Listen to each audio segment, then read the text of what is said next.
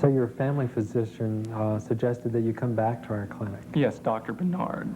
Just a fantastic physician, fantastic. See, I've been having these really horrendous headaches. It's like this hot dagger piercing through one side of my head and out the other, and just throbs and throbs and throbs. Can you see that throbbing? I can see here where it hurts. Really, Yes. from there, you can?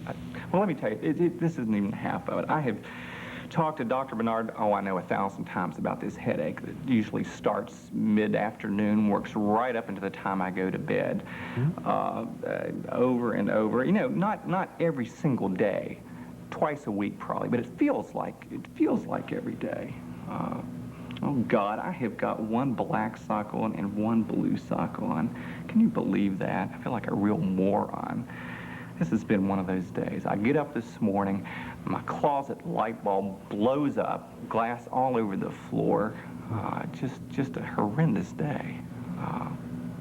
Do you think it's tacky to wear a Hawaiian shirt when there's still snow on the ground?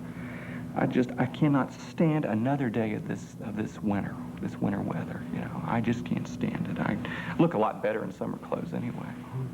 So you're ready for spring to come? Oh, absolutely. You know, now couldn't be too soon. What has your doctor told you about the headaches? Dr. Bernard, he says that they are classic tension headaches. We've done a bunch of things. He's got me going through relaxation techniques now. But, you know, he doesn't seem to understand. I never relax. I never could. I'm always into something. And, you know. So what all did they try? Did you try with the headaches? Oh, you know, everything from, again, relaxation techniques, biofeedback, that sort of thing. You know, I've tried just about everything that I can think of. Everything. And then when he suggested that I come and see you, I thought, you know, that's what I should do. And you know, do you think it's the right thing? I think it's a good idea, yes. You tell me if I did anything wrong, right? Yeah. Well, I hope I didn't embarrass your nurse, but when I came in this morning, I recognized her from an earlier visit and hugged her. I hope I didn't embarrass her any. Well, you have to check with her and see how she felt about that. But what's important is that I try to get to know you better right now.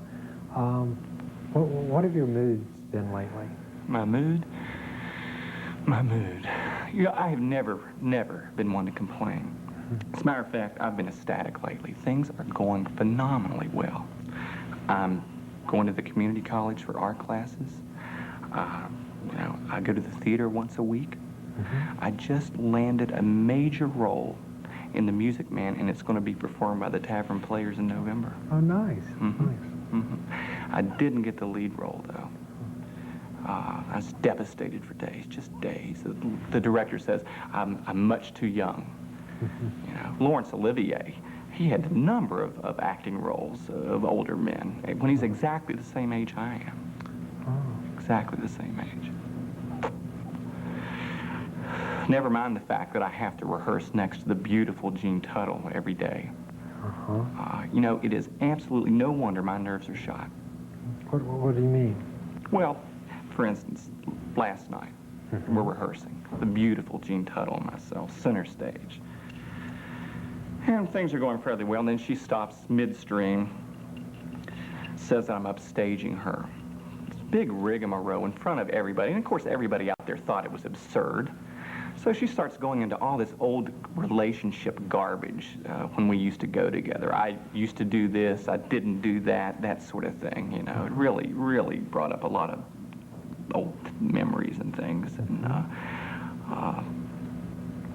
you know, she never understood that really the only reason I was in the relationship was for good sex, you know. And, you know,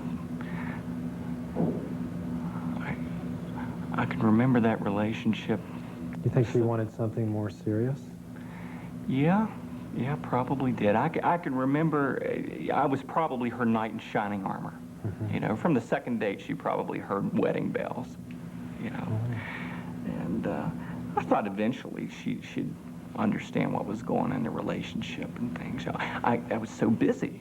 I had just got a new job, moved into this fabulous apartment, into 1,000 things, new portfolio. She could not understand that. I should never have trashed her Victoria's Secret lingerie. You know, I can remember once that she drove me so crazy.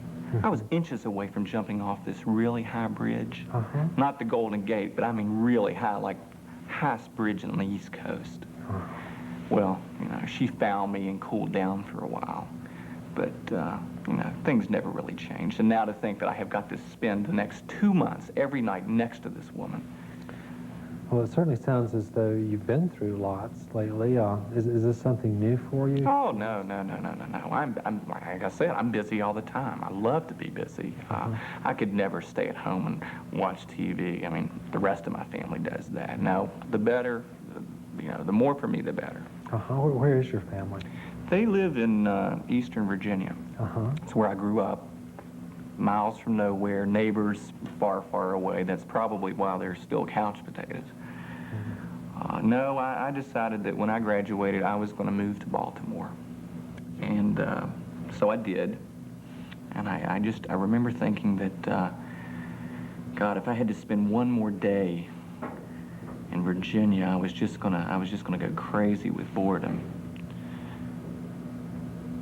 You know, I get these really gross dark spots underneath my fingernails. Can you see that? Yeah. Do you think it's fatal? Well, we'll have to check and see what that is. Well, I read 2 weeks ago that John Wayne died of radiation poisoning during some filming. And I'm under the lights all the time. You know, it's hard to say what it does to the rest of my skin. Where did you say your family lives? Oh, I'm sorry. I didn't answer your question, did I? They're still in Virginia. Mom, Dad, and baby sister. Still couch potatoes, probably. Dad's not been doing too well lately. He had a massive coronary about a month ago, and went through all the medical stuff. The doctors weren't sure of what was going on. I didn't think, but I was worried sick. Just worried sick about it. The doctors couldn't document that he had an MI? Well, you know the usual sorts of gobbledygook that doctors talk about. And he's doing, I guess, better now, but, you know, between you and I, he could go just like that at any time. So, I remember when I was younger, when Mom was pregnant with Cynthia, that Dad and I went to the beach, just the two of us. It was wonderful, you know. We had a really, really great time. He had a great time with me, a great time. And I promised him that when he got on his feet, that one weekend, that just the two of us would go back to the beach, so that he could have that one last sort of good time with me, back at the beach. Do you really think there's just time for one last?